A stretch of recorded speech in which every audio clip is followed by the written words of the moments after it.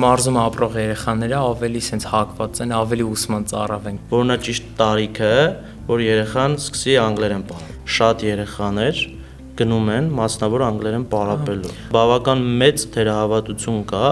on-line դասավանդման, on-line դասընթացների արդյունավետության հետ կապված։ On-line անգլերենի դասընթացների շնորհիվ Ռուսաստանից գալու են Հայաստան սովորելու։ Ես որ առաջի անգամ մտա դասի,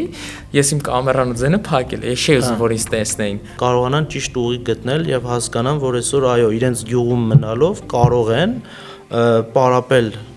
ժամանակակից տվյալ այս առարկաները վերցնել այս դասընթացները եւ ընդունվել իրենց ուզած ցանկացած համալսարան։ Մեր աշակերտների ուսանողների երևի 95%-ը ճիշտ շարադություն գրել չգիտի։ Իմ համար լեզու սովորելը դարձավ հետաքրքիր ժամանակ, երբ որ ես լեզու սովորելու ընթացքում սովորում էի ուրիշ բան։ Իմ համար ինքը ինչ-որ տուրիստական կամ ինչ-որ հանգիստ չի այնտեղ։ Իմ համար ինքը շատ կարևոր շոր հնարավորություն է, որ ես ստացել եմ, ու ես պիտի ամեն ձև օգտագործեմ այդ։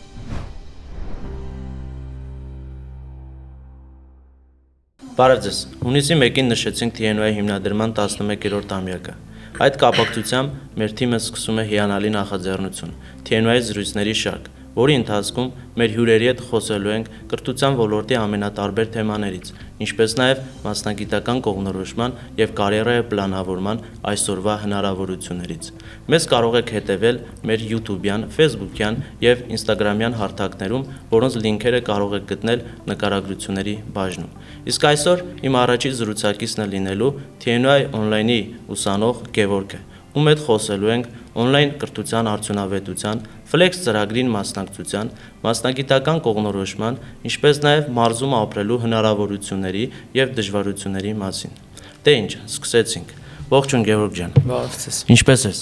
Լավ, մերսի։ Ես եւ դու առաջին անգամ նկարվում ենք ոդքասթում եւ հուսով եմ, որ բավական արդյունավետ այսօր մենք զրույց կունենանք։ Արի սկսենք ամենասկզբից։ Կուզեմ մի փոքր պատմես քո մասին։ Ես Գևորգն եմ, 17 տարեկան, Արագածոտնի մարզի Թալին քաղաքից։ Սոորում եմ Թալինի դպրոցներից մեկում, սեպտեմբերին կտեղափոխվեմ արդեն 12-րդ դասարան։ Ապագայում որպես մասնագիտություն ընտրել եմ տվյալագիտությունը, այդ ոլորտը։ Հետաքրքիր որոշում է, բայց արի տեսնենք այդ Թալինում ապրելը ինչ դժվարություններ եւ նաեւ հնարավորություններ է քեզ համար ստեղծել կրթության առումով եւ ինչպես ես դրանք իրացրել։ Ուրեմն իրականում ցավոք սրտի պիտի նշենք, որ մարզում ապրելը ավելի շատ դժվարություններ է ստեղծում կրթություն ստանալու, զարգանալու հարցում, քան առավելություններ, դե թերությունները միանշանակ ավելի պարզ են, հա, մարզերում ռեսուրսը կրթական ավելի քիչ է, կենտրոնները քիչ են, մասնակիցների պակաս կա, բավականին շատ։ Բացի դրանից նաև, չգիտեմ, տարբեր խմբակներ, ինչ-որ տենց կենտրոնների այդ սղությունը շատ լուրջ խնդիր է առաջացնում, որովհետև երեխաները տարբեր ոլորտներում են ուզում խորանան ու ոչ բոլոր ոլորտների համար կան անհրաժեշտ ռեսուրսները, մասնագետները կամ ուսուցման կենտրոնները։ Բայց ինձ թվում է ներողություն ընդհատելու համար, ինձ թվում է, որ մարզում կրթական մոտիվացիա ունեցող աշակերտների թվականակը պետք է որ ավելի շատ լինի։ Իրականում այդ ցուցանիշը տենց կա ու իրականություն է դա։ Մարզում ապրող երեխաները ավելի sense հակված են, ավելի ուսման ծառավ են, կարանք ասենք։ Ինչի՞ց է գալիս ըստ քեզ։ Իրանք երևի քաղաքի օրինակ Երևանի եթե Երուսերը չկա, այսինքն տարբեր շատ ժամանցային կենտրոններ չկա ու զբաղվածության պակաս կա, երեխաները ավելի շատ ժամանակ են ունենում արդեն ավտոմատ կրթության համար, բացի դրանից իրանք ավելի շատ հակված են սովորելու, ձգտում են ավելին, զարգանալուն ու երևի հենց այդ է պատճառը, որ այդ որպես արդեն առավելություն մարզում ապրելը կարանք նկատի ունենանք որպես արդեն առավելություն էլի։ Այդ դու կրթական առումով շատ մոտիվացված ես եւ լուրջ կրթական կարիերայի պլաններ ունես։ Կրթության նկատմամբ քո հետաքրքրությունը ինչպես սկսեց, որտեղից սկսեց։ Կրթության նկատմամբ հետաքրքրությունը փոքրուց է գալիս։ Ինձ մոտ գրքից օրինակ սկսեց։ Իմ մոտ չեմ կարող ասեմ գրքից սկսվեց, իմ մոտ սկսեց այն տարիքում երևի, երբ որ ես սկսեցի հարցեր տալ ու հասկացա, որ ոչ միշտ ես գիտեմ այդ հարցերի պատասխանը կամ իմ շրջապատի մարդիկ գիտեն այդ հարցերի պատասխանը ու արդեն հասկացա, որ կամած որպեսզի քան որ պատասխան չէի գտնում, սկսում էի ես ման գալ, դե մեր տարիքում արդեն համացանցը քիչ թե շատ կար, նաև գրքերից եւ այլն, հարցերի պատասխանները գտնելուց հետո դե այդ տարիքում ոչ գիտակցաբար էլ եւ այդքան լավ չէինք հասկանում կրթության նշանակությունը, բայց էլի ուսումնասիրում էինք, հետաքրքրվում էի, բայց հետագայում արդեն երևի 7-8-րդ դասարանից ավելի շատ է հասկանում կրթության իմաստը, որ հետո դե բնականաբար բոլորիս կյանքում է ծնողների ֆակտորը շատ մեծ է, որ շատ են ուղղորդում եւ այլն, տարբեր ոլորտներում եմ ինձ փորձել, տարբեր ծրագրերով, տարբեր համացանցով եւ այլն, իսկ ինտերնետը միանշանակ, շատ եմ օգտագործում կրթության նպատակով ու ցավոք սրտի հայերեն այդ մեդիան, կրթական մեդիան ծավալով շատ քիչ է ու դրա համար արդեն ստիպված է օտարալեզու, այսինքն ուրիշ լեզուներով կրթական ծրագրեր ու նյութեր գտնել համացանցում։ Այդտեղից որոշեցի, որ պետք է անգլերեն պարապես։ Անգլերենը այդտեղ դե բնականաբար մեդիայի մեծ մասը անգլերեն է, կրթական մեդիան անգլերենով է մեծ մասը ու անգլերեն վիդեոները նայելու ժամանակ որ հասկանում ես որ չես հասկանում եւ այլն հասկանում ես որ շատ մեծ է անգլերենի դերը ու ընդհանուր անգլերեն սովորելը շատ կարեւոր է դրա համար տենց սկսեցի հետաքրքրվել նաեւ անգլերենով ու սկսեցի սովորել անգլերեն Այդ որ տարեկից սկսեցիր անգլերեն պարապել Անգլերեն պարապել եմ երևի 8 կամ 9-րդ դասարանի 8-րդ դասարանից Կարծում ես ճիշտ ժամանակներ ավելի վաղ պետք է սկսել ավելի պիտի սկսեր այստեղ շատ ծնողների ներողությունը շատ է այդ հարցը հետաքրում թե որն է ճիշտ տարիքը որ երեխան սկսի անգլերեն պարապել իմ կարծիքով իմ փորձից ելնելով իմ կարծիքով երեխան պետքա անգլերեն սովորի վաղ տարիքից ուստի շատ կարևոր է հասկանալ ինչ անգլերեն է սովորում իմ համար երեխան պետքա վաղ տարիքից այդ վաղ տարիքը 3-րդ 4-րդ դասան նկատի ունեմ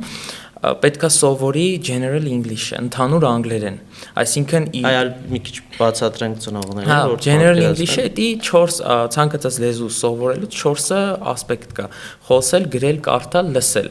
պետքա սովորել բոլոր կետերով այսինքն խորացնել ամենատարականից սկսել բառապաշարը, քերականությունը եւ այլն ու դա շատ կարեւոր է ընդհանուր անգլերեն սովորելու կարևորությունը որն է ընդհանուր անգլերեն որ դու սկսում ես ու նաև վաղ տարիքում քանի որ երեխաների մոտ լեզուն սովորելը ավելի հեշտ է քերականություն, նոր բառեր, արտասանություն եւ այլն վաղ տարիքում ավելի նախընտրելի է սովորել նոր լեզու, հատկապես անգլերենը ու այդ տարիքի երեխաները երբ որ սկսում են սովորել ընդհանուր անգլերեն իրանց մոտ այդ քերականական կառույցները, լեզվաբանական կապ ավելի հեշտ է ստացվում էլի երեխաների մոտ դժվարություն չի առաջանում օրինակ ես սկսել եմ 8-րդ դասարանից թվում է թե 8-րդ դասարանը այտենց այդքան է մեծ տարիք չի բայց ես հիշում եմ որ այդ տարիքից արդեն դժվարություններ ունեի որ քերականական ամենապարզ կառույցները որոնք չէին համապատասխանում հայերեն լեզվա մտածողության հետ մի փոքր դժվար էր Այ Գեորգ կարի հետ կանք նորից ընդհանուր անգլերենի եւ այսպես ասած դպրոցական անգլերենի տարբերությունը քանի որ այսօր լուրջ տարբերություն կա եւ դրանց դա է խնդիրը որ շատ երեխաներ գնում են մասնավոր անգլերեն պարապելու ցավոք սրտի Քեզ չէ բավարարում դպրոցում դպրոցական ծրագիրը ավելի ճիշտ Իմ կարծիքով ոչ մեկին չի բավարարում դա դպրոցական անգլերենը ինքը ընդհանուր անգլերեն չի ես չնայած նրան որ դպրոցները ունեն մեծամասամբ ունեն որակյալ մասնագետներ եւ այլն բայց կրթական մոդելը դասագրքերը այդ նյութի մատուցումը շատ խառն է շատ ոչ կանոնակարգված է հետաբար երեխաների մոտ հիմնականում մեծամասամբ զարգանում է քերականությունը ու բառապաշարը Դասերն էլ մեծամասամբ երևի ու հայերեն դա շատ լուրջ խնդիր է ես մի ոդկասթի ընթացքում խոսանք այդ թեմայով ինձ թվում է անգլերենի դասաժամերը հայերենով անցնում դա լուրջ խնդիր է ու նույնիսկ այդ մասնավորել որ գնում են պարապում են մեծամասամբ էլի հայերենով է դա process է Իսկ այստեղ գալիս է թե եւ ծնողը եւ ուսուցիչը ինչ խնդիր են լուծում եթե լուծում ենք դպրոցում որ երեխայի լավ անգլերեն իմանալու խնդիրը կամ ապագայում, համալսարան ընդունվելու, որտեղ գիտեն շատերը, որ մեր պետական միասնական քննությունների համար պետք է պարապել շտեմարան, շտեմարանն էլ հիմնականում ինչ է, քերականություն բառապաշ է, հետևաբար այնտեղ չկա լսողական եւ խոսակցական այդ հատվածի զարգացումը։ Շատ երեխեք կան, որոնք շտեմարան են պարապում, կոնկրետ օրինակներով խոսենք, շտեմարանը պարապում են, բավական շատ բարձր ստանում են քննությունները, իրենք շատ լավ տիրապետում են անգլերենի քերականության ու բառապաշարին, բայց չեն կարողանում խոսել։ Տարական, չգիտեմ, կարող է տեսանյութ նայեն YouTube-ում, չեն հասկանում, որովհետև իրանց մոտ ուղղակի ինչ-որ կետեր ընտրած ու այդ կետերը զարգացած է, այսինքն ընդհանուր անգլերեն չկա։ Ու դա լուրջ խնդիր է։ Հիմա մի հատ էլ բան ասեմ այդ ընդհանուր անգլերենի հետ կապված, ընդհանուր անգլերենը ինչու՞մ է շատ կարևոր, որովհետև ինքը լուրջ հիմք է հետագայում ակադեմիական բիզնես անգլերեն սովորելու համար, այսինքն եթե դու կամ ծնողը երեխայի համար պատկերացնում է մի հատ ապագա, երբ որ երեխան պետքա սովորի այդ լեզուն, հետո այդ լեզուն ինքը կիրառի նենց գիտական մակարդակով կամ բարձր մակարդակի, եթե դու general English-ին այդ ընդհանուր անգլերենի հիմքը չունեցավ երեխան, շատ դժվար է լինելու։ Այսինքն հետագայում, չգիտեմ, արտասահմանյան ծրագրերի կամ բուհերի դիմելու ժամանակ, երբ որ երեխաները պիտի հանձնեն TOEFL կամ IELTS, իրանց համար դա շատ բարդ է լինելու, որովհետև ընդհանուր անգլերենը իրանց մոտ հիմք չունի։ Հասկանալի է։ Իսկ վաղ տարիքից սովորելու համար էլ ինչ նախադրյալներ կա կամ ինչու պետք է ծնողը այդ գումարը ծախսի, որ տանի երեխային մասնավոր դասընթացների,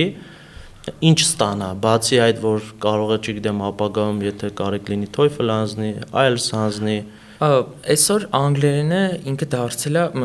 միջազգային լեզու է, ինքը բոլոր տեղերում դու ազատ կարող շփվես անգլերենով գրեթե բոլոր երկրներում, բացի դրանից, որ ինքը կյանքում քեզ շատ պետք է գալու, թե չգիտեմ, ինքնազարգացման եւ այլնի հետ կապված, ինքը համարվում է միջազգային լեզու, այսինքն դրա իմանալ այսօր արդեն կենսական նշանակություն ունի։ Ինչ վերաբերվում է անգլերենի կարևորության, դու կապ չունի, դու հետագայում կդիմես արտասահմանյան բու կամ նենց բու, որտեղ անգլերենը քեզ պետք գալու,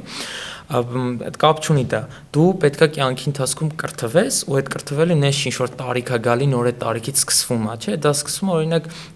7-րդ, 8-րդ, 9-րդ ու այդ դասարաններից է սկսում։ Ու այդ ինքնազարգացման, ինքնակրթումը միայն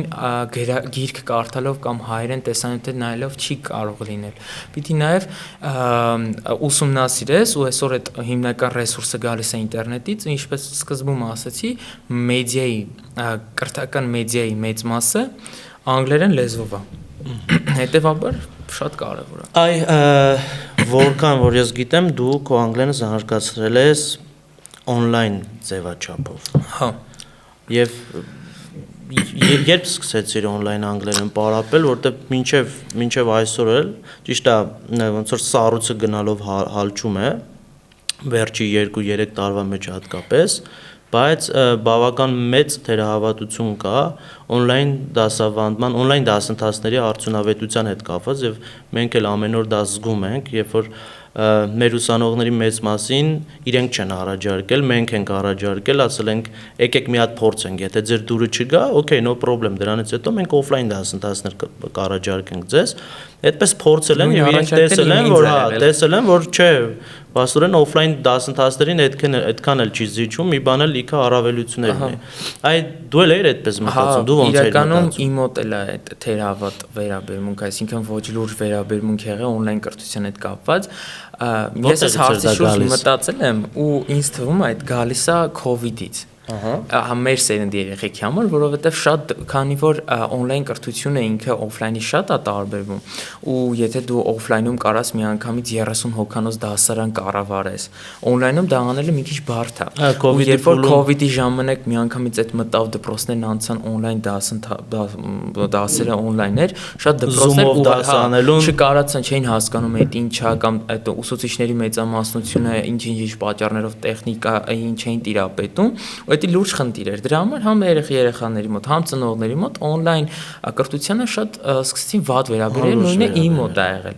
Այդ COVID իմ կարծիքով COVID-ն էր, հետո չնայած դրանից բացի էլի կարծատիպեր կան մեր ընդհանրապես մեր շրջապատում, բայց իմ կարծիքով այդ COVID-ի արդյունքներ նույն խնդիրն է եղել է իմ մոտ, ես իրականում չէի պատրաստվում on-line անգլերեն սովորել, չնայած նրան, որ արդեն գիտեի, որ ինձ ակադեմիական անգլերեն է պետք, հիմք է պետք TOEFL սկսելու համար, այդ նույն խնդիրը իմ մոտ է եղել, ես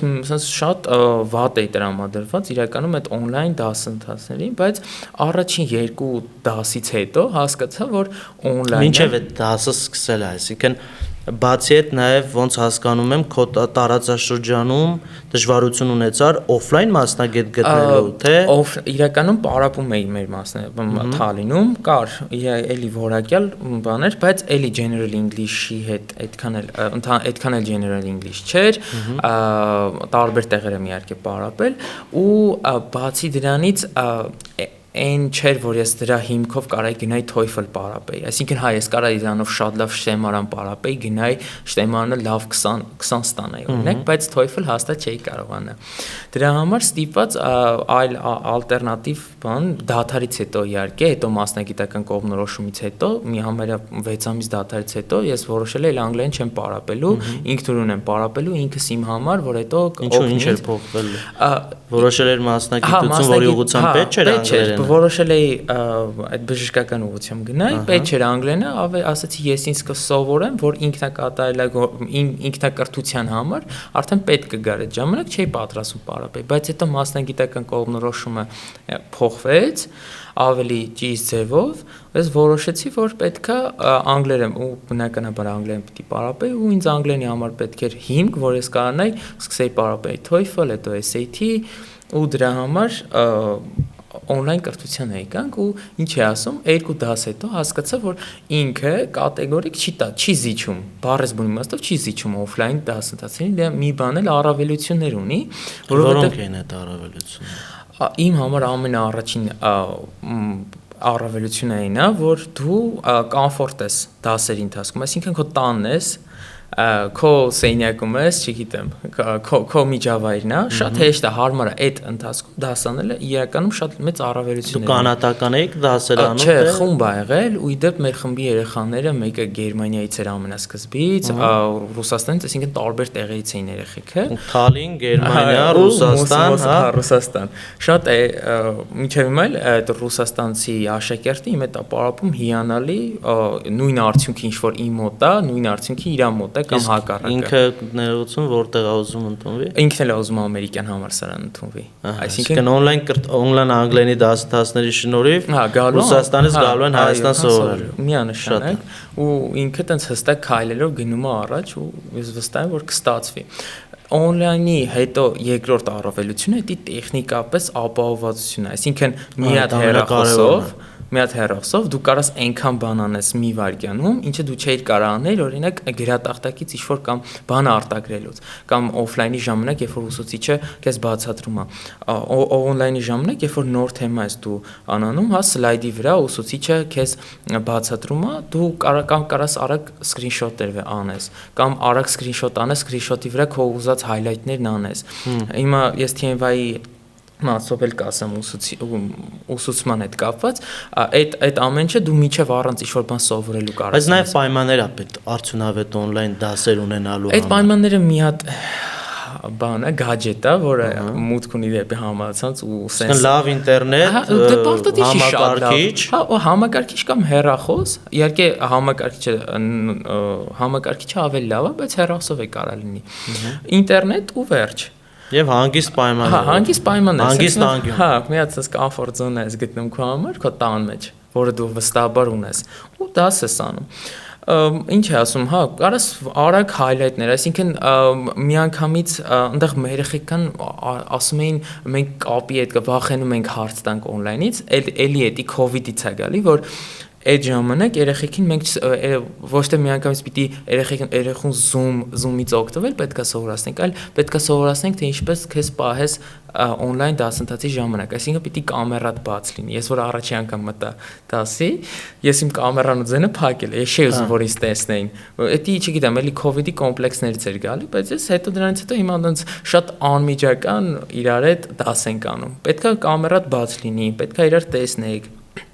Հարց տալու մեջ ինչ-որ խնդիր չկա, դու կարաս այդ հարցը հետո էլ տաս, եթե պետք լինի։ TNY-ում սովորելու ընթացքում իմ ուսուցիչը մեզ շատ սիրուն ձևով սովորացրեց նաև տարբեր ինչ-որ գործիքներ համակարգչային, որոնց միջոցով կարաս, չգիտեմ, ինչ-որ նյութ գտնես, նյութը ամեն ձև քո օգտին օգտագործես, դրանից ինչ-որ այլ օրինակ քերականությունը highlight-ների, նշումների միջոցով կոմպիտ մեջ միանգամից անես, բայց քո համար հետագայի օգտագործման նպատակներով։ Ու տես տարբեր էլի լիքը առավելություններ ունի on-line-ը, ու ինքը ինչ-որ ձև չի զիջում off-line-ին։ Ես ինչ-որ տարբերություն էլ չեմ նկատում։ Այ մեզ այսօր մեր տեսանյութը հնարավորություն կունենան կարծում եմ տեսնելու մարզերի տարբեր աշակերտներ, որոնք որ սովորելու շատ մեծ մոտիվացիա ունեն։ Օրինակ պատկերացնենք նոյեմբերյանի տարածաշրջանից ինչ-որ գյուղի երեխա, որ ունի մեծ նպատակներ, ուզում է ընդունվել արտասահմանյան, մեր ներքին համալսարանները ուզում են ընդհանուր անգլերեն պարապել, բայց ցավոք իրենց տարածաշրջանում ընդհանուր անգլերեն պարապող մասնագետ չկա։ Կամ TOEFL մասնագետ չկա, որ պարապում է, իդեպ նշեմ, որ մեզ դիտողներին ինչ է TOEFL-ը, TOEFL-ը անգլերենի միջազգային քննություն է,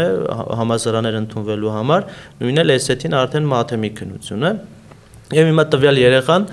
շատ երեխաներ ինֆորմացիայի պակասի արդյունքում իրենք փոխում են իրենց կրթական նպատակները։ Այն նաև մեր ոդքասթի հենց նպատակը սա է, որ քո անցած ուղով եւ քո գրանցած հաջողություններով տվյալ երեխաները իրենք նույնպես կարողանան ճիշտ ուղի գտնել եւ հասկանան, որ այսօր այո, իրենց գյուղում մնալով կարող են պարապել ժամանակակից տվյալ այս առարկաները վերցնել այս դասընթացները եւ ընդունվել իրենց ուզած ցանկացած համալսարան on-line դասընթացների միջոցով։ Այդ ամեն ինչը լիարժեք հնարավոր է։ Ես էլ եմ այդպես մի հատ հեռու համայնքից, ես էլ եմ այդ հնարավորությունը ձեռքված, բայց կա այսօր համուտք դեպի համացանց։ Այսօր կա մուտք դեպի համացանց ու շատ մեկը հենց TNY-ը տրամադրում է on-line դասընթացները։ Այդ դասընթացների ընթացքում դու այն իմ ասած կարաս սկսես general English-ից, այսինքն ընդհանուր անգլերենից, հետո ակադեմիական անգլերեն, հետո TOEFL մակարդակ ու քննությունները TNY-ն էլ TOEFL դասավանդում են, հենց որ խնդիր չի, շատ նույն ձևով շատ հնարավորություններ է այդ ամեն ինչը ձեռում։ Այս վերջի 2-3 տարվա մեջ առավել եւս on-line հարթակը բավական զարգացավ եւ շատ կազմակերպություններ են, որակյալ դասընթացներ կազմակերպում։ Այստեղ շատ կարեւոր է այդ վախերը դնել մի կողմ եւ սկսել։ Ինչպես որ դու իրոքից այդ վախերը, այդպես վախ մտքեր եւ այլն, այդ դրան դնում ես մի կողմ, կարաս փորձնական 3-4 դաս ընդամենը անես ու հասկանում ես, որ շատ բան է փոխվում։ Շատ լավ։ Այ բացի անգլերենից դու on-line ինչ դասընթացներ ես վերցնում, մինչև այս բան ինչ դասընթացներից ես օգտվել։ Ուրեմն էլի շնորհիվ անգլերենի իմացության, այսինքն սկսած էլի այդ ընդհանուր անգլերենից, հետո որոշ չափով ակադեմիական անգլերեն, այդ ամեն ինչը այսօր on-line դաշտում կան կուրսեր տրամադրող կայքեր, Coursera-ն, Udemy-ն, ու տեն շատ future learner տարբեր։ Այդ կայքերը տրամադրում են տարբեր տեսակի դասընթացներ, թե մասնագիտական, թե անձնական աճի, թե մասնագիտական կողմնորոշության, ամեն տեսակի ինչ ձեր մտքով անցնում է, այդ կայքերը կա։ Ուղղակի այդ կայքերից օգտվելու համար, դասընթացներից օգտվելու համար դու պետքա անգլերեն իմանաս այդ որակի ստանալու համար, իրանք վերջում, եթե ավարտում ես այդ կուրսը, քեզ սերտիֆիկատ են տալիս, որը էլի շատ կարևոր է այսօր։ Ու ես շատ այտենց ծրագրերի եմ կուրսեր եմ վերցնում անուն Udemy-ով, այսօր կարաս, չգիտեմ, $17, որը մոտ 5000 դրամ է, այդ օրինակ վերցնես Andrew Ng-ի, որը համարվում է աշխարհի ամենահայտնի AI-ի ուսուցիչը ու իր machine learning այդ կուրսը, կոնկրետ այդ մենակ այդ կուրսը 5 միլիոն ուսանող ունի, այսինքն դա ֆենոմենալ թիվ է, էլի ինքը շատ լուրջ բան է ու լուրջ գրեթե ով վերցնում այդ կուրսը, իր մոտ անձնային թե կարիերայի փոփոխություններ է նկատվում, թե մասնագիտորեն իր այդ ոլորտում է զարգանում եւ այլն։ Ու այդ շատ լուրջ, շատ կարեւոր բան է, այսինքն մենք այսօր էլի մարզերին վերադառնանք, մարզերում Երևանում կարող է մի քանի տեղ լինի, բայց մարզերում կատեգորիկ չկա, ինչ որ այտենց, չգիտեմ, դու ծրագրավորող ես, ինչ-որ տեղ ավարտել ես, բայց ուզում ես զարգանաս, որտեղ ոլորտը փոփոխվում է, դու էլ ուզում ես աշխատաշուկայում մնաս, այդ մրցակցությանը դիմանաս, հետևաբար դու պետք է զարգանաս, այդ զարգանալը ինքնակրթությունը հայելի մեծ կարևորություն ունի, բայց դասընթացները պետք է լինի, դու ինչ-որ տեղից լուրջ փորձ պիտի վերցնես, այդ դասընթացներն է։ Ու քանի որ մարզերում չկա այդ հնարավորությունները, այդտեղ արդեն գալիս են էլի on-line այդ կուրսերը, որոնք էլի լիարժեք հնարավորություն են տալի, դու այդ որ կուրսը գնում ես, կարաս, չգիտեմ, անընդհատ կրկնես կուրսեր ես վերցրել Udemy-ից։ Ես օրինակ հենց այդ Andrew Ng-ին իմ ամենասիրած տվյալագետն է ինքը, այդ ոլորտի մասնագետն է, ես իր կուրսերից եմ վերցրել, բայց Udemy-ից ու Coursera-ից վերցրել եմ մասնագիտական կողմնորոշման։ Հիշում եք, ես ասացի, որ այդ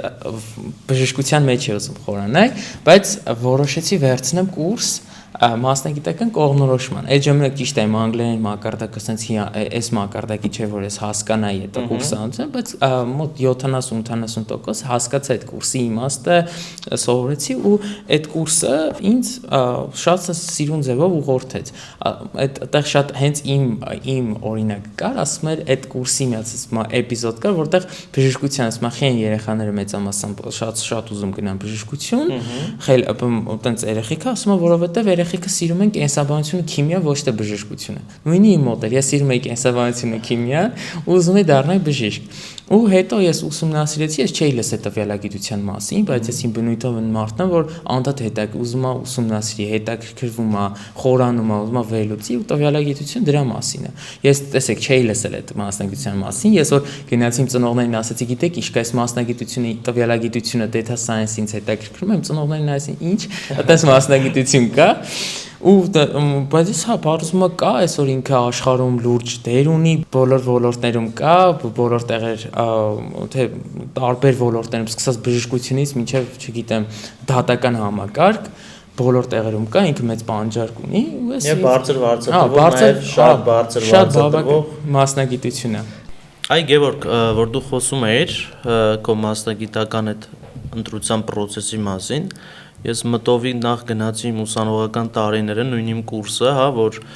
80 կամ 90%-ը պատմության ֆակուլտետում ենք սովորում, բայց մեծ մասը չէին ուզում պատմաբան դառնալ, եւ նաեւ հետագա այլ ֆակուլտետների ուսանողների հետ որ խոսում էի, հասկացա, որ մասնագիտական կողմնորոշման շատ լուրջ խնդիր կա մեր երկրում։ Եվ ես միշտ այն կարծիքին եմ, որ եթե երեխան դպրոցական տարիքից գիտի անգլերեն, արի հիմա վերցնենք հենց քո օրինակը։ Եթե դու չիմանայիր անգլերեն, հավանաբար դու կգնայիր քիմիա կենսա պարապելու, հետո հավանաբար կգնայիր բժշկական, այ իմ ծանոթներից մեկը 4 տարի կամ 5 տարի բժշկական սովորեց, հետո հասկացավ նույն էլի իրենը չի։ 2 կամ 3 կամ 1 առաջի կուրսից կհասկանայիր քոնը չի եւ դու դուրս կգայիր եւ կսկսվեր էլի քո փնտրտուքները եւ միգուցե, չգիտեմ, մի օր ինչ-որ ֆինանսիստի կհանդիպեր, ով որ կներկայացներ էլի իր մասնագիտությունը, այտենց կտարվեր եւ այդ ուղղությամբ կգնայր, բայց անգլերեն իմացող անձը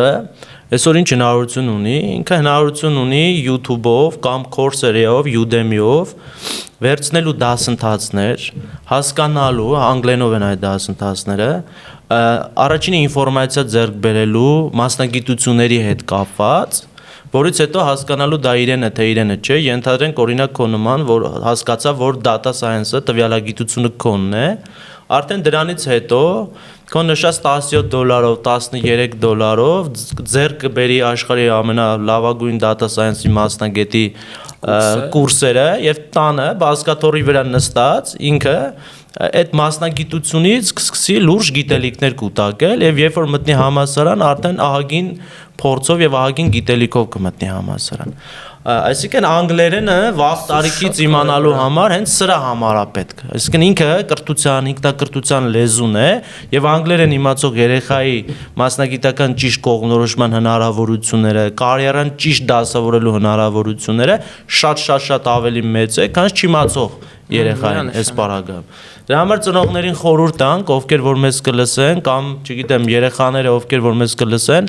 միանշանակ կլինի դպրոցում կլինի ինքնակրթության միջոցով կամ եթե չեք կարողանում չգիտեմ անպայման դուք զարգացրեք ձեր անգլերենը ոչ թե որպեսզի դուք այլ երկրում տուրիստ եք կարողանաք խոսել կամ մեր երկրում կամ ֆիլմ նայեք հասկանաք ոչ այլ առաջին հերթին անգլերենը պետք է հենց որպեսզի ձեզ հասանելի լինի այսօրվա թվային հարթակներում կրթական կոնտենտը նորա դարձը 13 տարեկան, էլի on-line TNV-ի on-line աշակերտ, on-line-ի աշակերտներից է։ Ինքը A2 մակարդակն է, կարծեմ նույնիսկ preparing-ն է, ոչ թե empower-ը։ Ու իր մոտ արդեն ես զգում եմ փոփոխությունը։ Որ դասարան է եղբայրը։ Փոխվեց 8-րդ դասարանը, սեպտեմբերին 8-ա գնում։ Իր մոտ արդեն փոփոխությունը կա։ Ինքն էլ, չգիտեմ, վիդեոներ է նայում YouTube-ով, ճիշտ է, շատ բաներ կա չի հասկանում կամ գալի ինձ է հարցնում կամ նույնիսկ ինքն է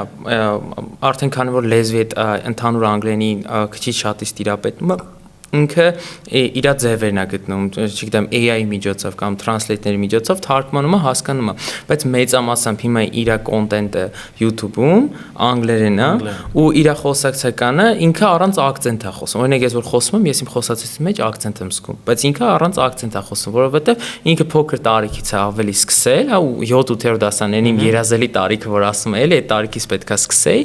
այդ տարիքից է սկսել ու իր համար այդ ավելի հեշտ է, ամեն ինչ հեշտ է տրվում ու հետո գայում իր համար մասնագիտական կողմնորոշումը, համալսարան ընդունվելը, չգիտեմ, կարող նույնիսկ չուզենա ընդունվել, բայց ամեն ինչ իր համար ավելի հեշտ է լինելու։ Շատ։ Դա շատ կարևոր բան է։ Գոյակապը, այո։ Հիմա գանք Flex ծրագրին, դու այս տարվա Flex ծրագրի հաղթողներից ես։ Կուզեի որպեսզի մի փոքր մանրամասնես, Flex ծրագրի մասին, որտեղից լսեցիր Flex ծրագրին, ինչ է ընդհանրապես Flex ծրագիրը, որպեսզի մեզ դիտողներն էլ մարդիկ կան ովքեր Flex-ի մասին չգիտեն իմանան եւ Flex ծրագրի հաղթողների շարքում հայտնվելու համար ինչը հատկապես քեզ օգնեց։ Ուրեմն Flex-ը դիտողների համար ասենք Flex-ը ինքը փոխանակման միջազգային ծրագիր է, որ տարբեր երկրներից երեխաները գնում են մի տարի ամերիկյան ավագ դպրոց են սովորում տարբեր դասարաններում իհարկե 10-ից 12-րդ դասարանները գնում են այնտեղ սովորում են մի տարի ապրում են ամերիկյան հյուրընկալ ընտանիքում փորձառություն են ձեռք բերում եւ այլն հենց Flex-ը այդ ինքը հապավում է Future Leader Exchange այտենց է բացվում ինքը ամերիկյան դեպարտամենտի կողմից ֆինանսավորվող ծրագիր է ինքը բավականին երկար փուլեր է անցնում հայտադիմումները Հայաստանում հիմնականում օգոստոսին են բացվում ես անցած տարի օգոստոսի ամռան օգոստոսի 5-ին դիմել եմ առաջին փուլի համար պետք է on-line է իր հարցադիմում լրացումը, էլի շատ կարևոր է անգլերենի ֆակտորը շատ կարևոր է, որովհետև պարտադիր է անգլերենի իմացությունը։ Պարտադիր է անգլերենի իմացությունը, բայց այնպես չի որ excellent, sense հիանալի ձևով, չէ, շատ A2 մակարդակ իմ կարծիքով հնարավոր է 100% շանսեր ունես անցնելու համար։ B2 մակարդակ ունեցողն ու A2 մակարդակ ունեցողը հավասար շանսեր ունեն։ Ուղղակի պետք է այդ հիմնական general English-ը իմանաս։ Առաջին փուլում ինքը on-line հարցադիմում է, տարբեր մի փոքր անձնական տվյալներ, գրում ես 3 հատ շարադրություն, տարբեր հարցերի ես պատասխանում կարճ ու դրա submit ես անում, դրանից հետո գալիս է մի հատ կարճ շատ էլի անգլերենի մակարդակը ստուգող թեստ Այդ էլ ես անում ու սպասում ես երրորդ փուլին, երրորդ փուլը դե այդ թեստը երկրորդ փուլը համարվում, երրորդ փուլը արդեն արկա պետքա գնաք շարադրություն գրեք, հետո հարցազրույց, որը կարող ես հանձնել համ հայերենով, համ անգլերենով, եթե դա էլ ես անցնում, արդեն դառնում ես Flexi finalist, հաղթող ու գնում ես Ամերիկա սովորելու։ Իր համար շատ կարևոր կետեր է երևի շարադրությունը ու հարցազրույցը։ Շարադրությունները շատ կարևոր են ու շարադրություն գրելը, հիմա կարող է էլի ինձ բան ասեմ, որ սա զարմանալի թվա, մեր աշակերտների, ուսանողների երևի 95%-ը ճիշտ շարադրություն գրել չգիտի։ Մենք դպրոցում չենք անցնում ոնց ճիշտ գրել շարադրություն, կամ էլ անցնում ենք այնց մակերեսային։ Ֆորմատն է կարծում, գոնե մեր ժամանակ ոնց որ շարադրության ֆորմատը այլ էր, բովանդակությունը այլ էր, իսկ այստեղ հիմա նույն քննությունների ժամանակ պետ եկող, SN-ների շարադրությունների ոնց որ ֆորմատը մի քիչ ավելի տարբեր է։ Շարադրությունները հիմա եթե ես կոնկրետ բացեմ իմ առաջին փուլի ու երրորդ փուլի գրած շարադրությունները համեմատեմ, իրանք շատ են իրարից տարբերվում։ Առաջին փուլում ես դեռ նոր էի, ասենց ասած այդ անգլերեն սկսես սովորել, TNY-ում նոր է սկսել ու երրորդ փուլի եթե էլի երրորդ փուլն էլ ստուգենք, էլի շատ տարբերություններ կա, ոչ թե տարբերություն նրանից է, որ իմ լեվելն էր բարձրացել, ես շատ sense ավելի ակադեմիական, ավելի լավ ձևով էի գրում իմ շարադրությունները, չէ, ճիշտ շարադրություն գրելը, այսինքն ճիշտ միտքը ձևակերպելը, ոնց սկսես որ հասկանան ինչի մասին ես խոսում, ոնց հետագան ավելի փաստարկված ապացուցես քո ասածը ու ոնց ճիշտ վերջաբան տաս այդ ամեն ինչին։ Ես էլի այդ շարադրություն գրելը էլի անգլերեն սովորելու ընթացքում եմ TNY-ում։ Ոնց ճիշտ գրես այդ ամեն ինչը։ Ծրագրի մեջ կար, հա, այնտեղ որ դուք SN-եր եք գրում, ընդհանուր անգլերենի դասերի ընթացքում, հա։ TNY-ի ծրագրերի մեջ շատ կարևոր է, հենց միջև հիմա էլ արդեն մի տարի այդ կուրսը անցնում եմ, լեվելը ճիշտ է, մի լեվել բարձրացել է, բայց էլի միջև հիմա գրում ենք շարադրություններ, ու իմ կարծիքով դա շատ կարևոր է, հետագայում համալսարան ընդունվելու համար, հատկապես միջազգային համալսարանները, էլի իրանք essay-ներին, այդ շարադրություններին շատ լուրջ նշանակություն են տալի, ու շատ կարևոր է դա։ Essay ու հարցազրույցի փուլն էլ այստեղ արդեն գալիս է թե դու ոնց կդրսևորես քեզ, այսինքն գլարվես, անկեղծ կլինես, շես լինի, ինտեղ նես մարդիկ են նստած, որ ամեն ինչ հասկանում են, ու եթե այդ ամեն ինչը էլի ճիշտ ես անում, արդեն հաջողության ես հասնում։ Այդ ամբողջը on-line է եղել։ Չէ, նու մեծամասամբ հա, բայց երրորդ փուլի շարադրություն գրելը մեկ է հարցազրույցը առկա է եղել արդեն։ Շատ լավ է կապել։ Այ շատ չէ, ես մի հատ բան եմ ուզում շարունակել այդ Flexi հետ կապված, էլի այդ շարադրություններին վերադառնանք, այդ շարադրություններ գրելը էլի իմ TNY ուսուցիչը Միս Անուշը, բարևենք երևի, հա։ Գովազդենք Միս Անուշը։ Հա, Միս Անուշի հետ ինքը ես միշտ եմ ասել, ինքը իմ մոտիվացիայի անսպառ աղբյուրն է, ինքը միշտ ինձ մոտիվացրել է, ինք իր հետ ինք այդ շարադրություն գրելը ճիշտ ձևակերպել է, ինքն է սովորացրել նույն է հարցազրույցի ժամանակ։ Ես մի հատ էլ բան կարամ առանձնացնեմ, որ էլի TNY-ի հետ կապված, TNY-ը մնեշի մենակ անգլերեն ենք մենք անցնում, TNY-ում դա այդ նյութերը այնց դասընթացի ընթացքում ես որ իմ փորձս եմ ասում, ես չեմ հասկանում, որ ես անգլերեն եմ անցնում։ Ես այսինքն դու ամեն ինչը անգլերեն է, դասա process-ը անգլերեն է։ Կապ չունի ինչ մակարդակ ես, դա նոր նյութը դու անգլերեն ես ստանում։ Նոր նյութը մենք անգլերեն ենք անցնում։ Այսինքն կապ չունի դու մի B1 մակարդակը թե A2, էլի իմ աղբոր օրինակը բերեմ։ Իմ աղբերը էլի այդ ասում եմ ցածր մակարդակը է դի, բայց էլ նոր քերականություն անցնել, իրանք անգլերենով են անցնում։ Դա շատ կարևոր է, որ մեր դպրոցներում կամ այլ մասնավոր ուրիշ մասնավոր դե դա կարծում եմ նաև նրա արդյունքն է, որ անգլիական հրատարակչությունները ստեղծել են իդեալական գրքեր, որպեսզի ուսուցիչը կարողանա լսարանում շատ արդյունավետ դասեր կազմակերպի։ Այսինքն եթե պատկերացնում ենք դպրոցում մեր ուսուցիչը, պատկերացնենք նույն ուսուցիչը, ով աշխատում է դպրոցում եւ նույն ուսուցիչը, ով աշխատում է որևէ այլ մասնավոր կրթական կենտրոնում, դպրոցում ունի փոքր աղքատիկ հայկական հրատարակչությամբ անգլերենի գիրք, մեկ կտորից կազմված հիմնականում, իսկ Մասնավոր կենտրոնում իր սեղանին դրվում է ամենաժամանակակից Cambridge-ի, Oxford-ի եւ այլ հրատարակչության գրքեր։ Մենք անցնում ենք Cambridge-ի հրատարակված գրքերով ու իմ համար այդտեղ էլի ինպես ու աշակերտի համարով նոր բան ա ուզում սովորի։ Իմ համար անգլերեն սովորելը, ես միշտ ասել եմ, որ իմ համար լեզու սովորելը հաճելի չի, որտեղ ես չեմ սիրում լեզու նոր սովորել, բայց իմ համար լեզու սովորելը դարձավ հետաքրքիր ժամանակ, երբ որ ես լեզու սովորելու ընթացքում սովորում էի ուրիշ բան, այսինքն սովորում էի նաև ուրիշ բանի մասին, այսինքն սովորում էի ինչ-որ թեմաներ էինք անցնում աշխարհի վերաբերյալ, տուրիզմի վերաբերյալ, մենք անցնում էինք կոնկրետ ես զարմացել էի, որ այնպես թեմաներ էինք մեկ-մեկ անցնում, ես չէի պատկերացնում, որ ինքը մեր հետ այսպես թեմաներ իրականում կան ու մեր հետ կապ ունեն։ Օրինակ մենք անցել ենք body language-ի մասին, այսինքն մարմնի լեզու, հայերեն ինգլիշ կոպիտ է անցում, մարմնի լեզվի մասին, որ իրականում դու կարաս քո ասացի ճիշտ միտքը 70%-ով ավելի լավ տաս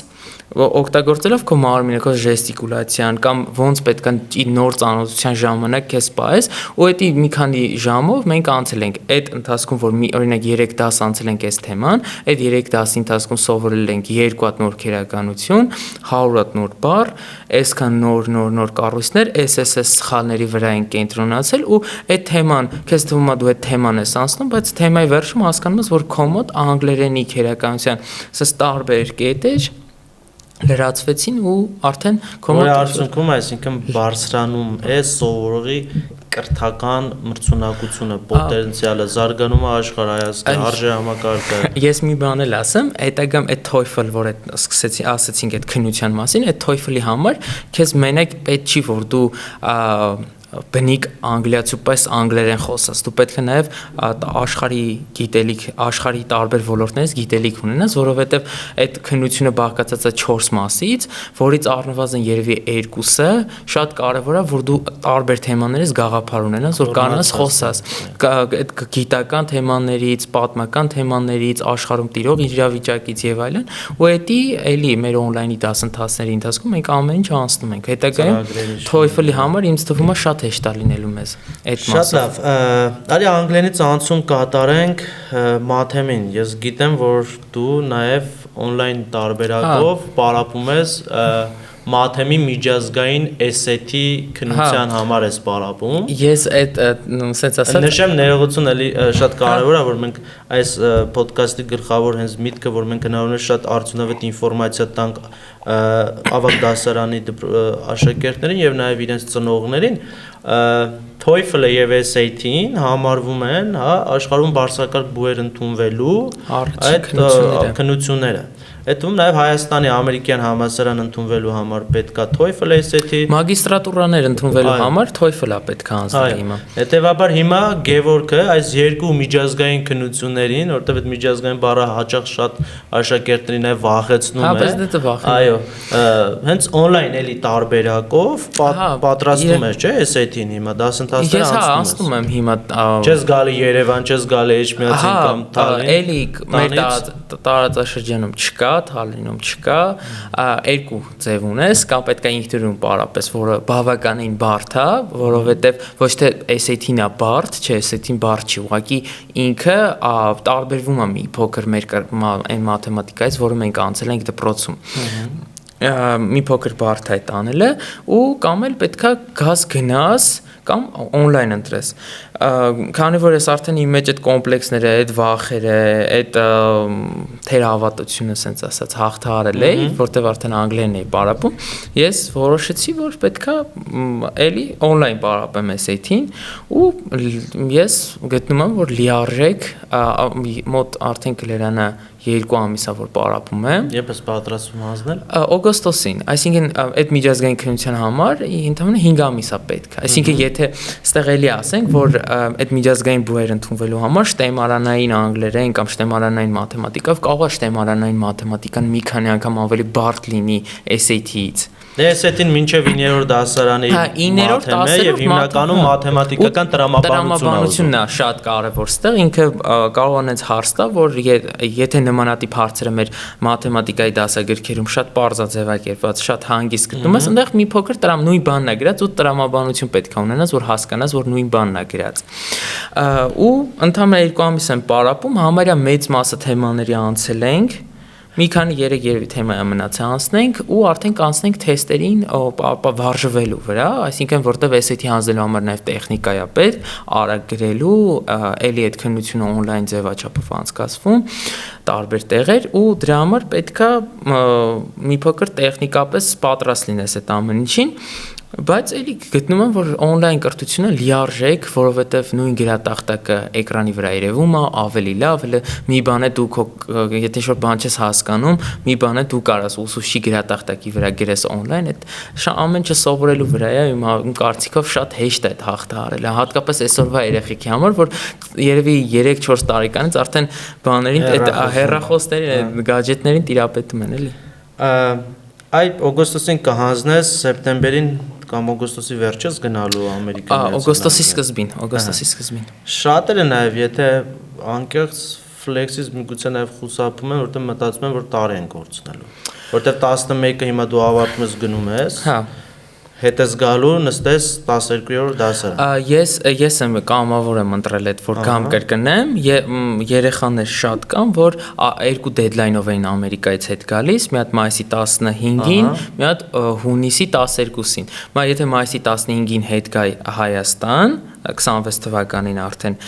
կարայի քննությունները հանձնեի պետական, ատեստատը ստանայի, բայց ես այդպես չեմ ուզում, որտեվ ինձ ժամանակ է պետք, դրա համար ես գնում եմ Ամերիկա, ուշ եմ գալու, բայց լիքը երեխեք կան, որ գալու են, այդ տարին չկորցնեն, դա արդեն ոնց է ձևավորվել քո մոտ այդ ամեն ինչը, կախված քո վիճակից, քո սիտուացիայից դու պիտի հասկանաս ոնց է քեզ ձեռ տալի։ Այդ դու նաև մի տարբերակ էլ ունես, որ Ամերիկա հիմա օգոստոսին հանձնեցիր SAT-ին, մնում է TOEFL-ն էլ Ամերիկայի Միացյալ Նահանգներից պարապում ես, էլի on-line տարբերակով հանձնում ես, էլի մեր դիտողներին հիշեցնեմ, որ այս երկու քննությունները TOEFL-ը 2 տարի է ուժի մեջ, SAT-ին, եթե չեմ սխալվում, 3 տարի է ուժի մեջ եւ հետեւաբար այսինքն կարող ես հանձնել 2 տարի սպասես, երբ համալսարանի ընդունելության ժամկետը մեյլով ուղարկես քննության արդյունքները։ Այսինքն Ամերիկա Միացյալ Նահանգներից կարող ես, եթե որոշես, որ մայիսին ես հետ գալի, միանգամից դիմես արդեն քո ընտրած համալսարանը, որտեղ AUS որոշել դիմել։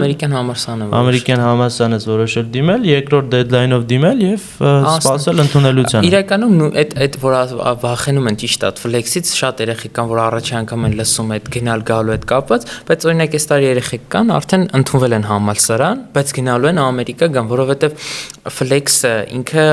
միջազգային կրթության քեզ փորձառություն է տալիս, դպրոցական փորձառություն է տալիս։ Դու այնտեղ ես օրինակ ին վրա ես այս ինչ որ կետեր եմ դրել, որոնք ես պետքա հասնեմ այդ կետերին, այսինքն անգլերենի լեվելի բարձրացում,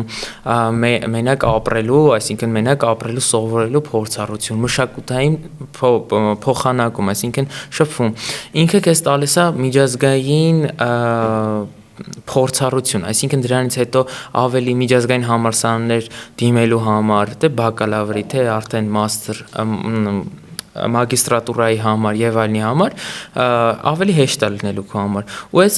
ինչքան սա ծրագրեր կան, ու մենակ ֆլեքսը չի, էլի ծրագրեր կան, կարող է այս ժամկետով չէ, մի տարով չեն կամ 10 ամսով չեն, բայց էլի կան, չգիտեմ, ծրագրեր կան, Erasmus-ը տարբեր ինչ-որ տեղեր փոխանակման էլի տես ծրագրեր կան, ուղղակի էլի ստեղ գալիս ենք այն խնդրին, որ անգլերեն պետք է իմանաս։ Բայց այդտեղ մի հարց էլ կա, որ պիտի դրան անդրադառնամ անպայման, քանի որ ֆլեքսը այն ծրագրերից է, որ հա, այս տարիքում գնում են աշխարհի ամենազարգացած երկրներից մեկը ԱՄՆ-ը, այնտեղի ապրելաձևը մշակույթը սիրում են, արագ ադապտանում են եւ դրանից հետո երբ որ հետ են գալիս Հայաստան, արդեն մտածում են ԱՄՆ գնալու մասին։ Այսինքն նպաստում է որոշակի առումով արտագաղթի։ Ուղեղների արտահոսքին շատ անում։ Չես վախենում, որ դու էլ կարող այդ գայթակղությանը տրվես։ Թե հակառակը ֆլեքսը քեզ կարա օգնի։ Ես իմ ֆլեքս հարցազրույցի ժամանակ նշել եմ, որ ես պետք է գնամ Ամերիկա, այնտեղի փորձառությունը, այսինքն ես այնտեղ գնալու եմ կամավորությունների եմ մասնակցելու, էլի ծրագրեր, այսինքն ես հետ չեմ մնալու, ինչ որ անում եմ ստեղ, կամավորություններ, կրթական ծրագրեր, ինքնակրթություն եւ այլն, ես այնտեղ չեմ պատրաստում հրաժարվել, որովհետեւ իմ համար ինքը ինչ որ տուրիստական կամ ինչ որ հանգիստ չի այնտեղ։ Իմ համար ինքը շատ կարեւոր ինչ-որ հնարավորություն է, որը ես ստացել եմ, ու ես պիտի ամեն ձև օգտագործեմ այդ։ Ես նշել եմ, որ այդ ամեն փորձառությունը, գիտելիքը, նոր մտածելակերպը, ավելի զարգացած մտածելակերպը պետքա բերեմ Հայաստան ու այդ իմ փորձառությունը իմ պետության, իմ հայրենիքի շահին օգտագործեմ։ Համաձայն չես, որ ինչքան լավ մրցունակ կրթություն ստանա հայաստանցի երեխան, իր արտագաղթելու հնարավորությունները ավելի պակասելու է, որովհետև ինքը այդ լավ կրթության շնորհիվ կարողանալու է այստեղ իրեն գտնի եւ բնականաբար չի ուզենալու գնալ դուրս։ Կա նման բան, բայց իրականում հա, եթե դու ունես լավ կրթություն, եթե դու ստացել ես որակյալ կրթություն, դու այդ նույն փորձառությունը դու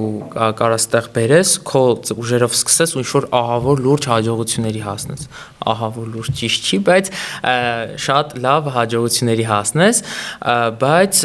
նաև կա այն, որ շատ երեխաներ, իրոքից դուք իսկապես դուք ճիշտ բան եք ասում, որ գնում են դուրս, սովորում են ու արդեն իրենց կյանքն դեղ են պատկերացնում, որտեղ այնտեղ ավելի լավ է, ավելի հեշտ է ամեն ինչ տրվում, քան ստեղ։ Բայց եթե դու ունես նպատակներ կամ քո կյանքը կապում ես քո հայրենիքի հետ, հաստատ դու ստեղ էլ նույն բանը կարաս անես ու ավելի։ Այ ես այդ կարծիքին եմ, որ եթե ուզում ենք մեր երեխաները չարտագաղթեն, եթե մենք ուզում ենք չարտագաղթենք, մշտապես մեր վրա պետք է աշխատենք, իսկ այսօր ես կարծում եմ, որ երբեք այսքան լավ հնարավորություն չի ստեղծվել լավ կրթություն ստանալու, քան երբեք։ Օրինակ նույն on-line-ի այս հնարավորությունները, որ եթե 10 տարի առաջ մարզի երեխան ստիպված էր ընտրել այնպիսի բան,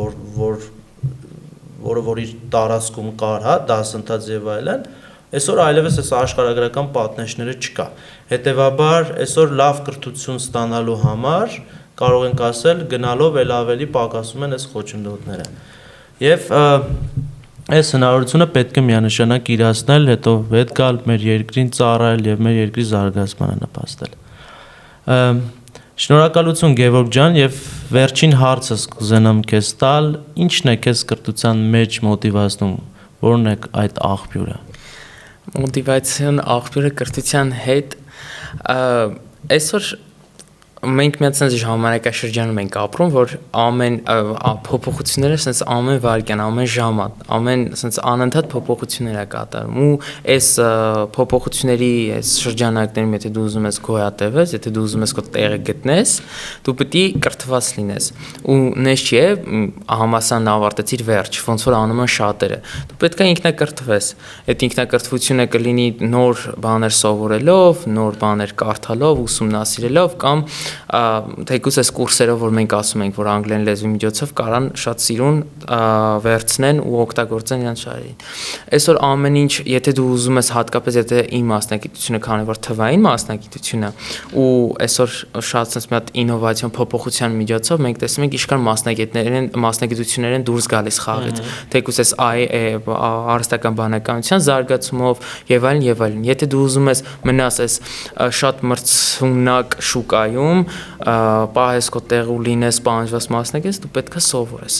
Դու պետք է սովորես, կրթվես, զարգանաս ու էդի միջև կյանքի վերջ, միշտ անընդհատ առանց կանգնելու։ Այո։ Շնորհակալություն մեր առաջի զրուցակիցը լինելու համար, քեզ հաջողություններ ենք մաղթում, Աստծո հաջողությամբ գնաս Ամերիկա Միացյալ Նահանգներ, մեծ գիտելիքներ կուտակած գաս եւ արդեն քո պլանները կյանքի կոչես։ Շնորհակալ եմ։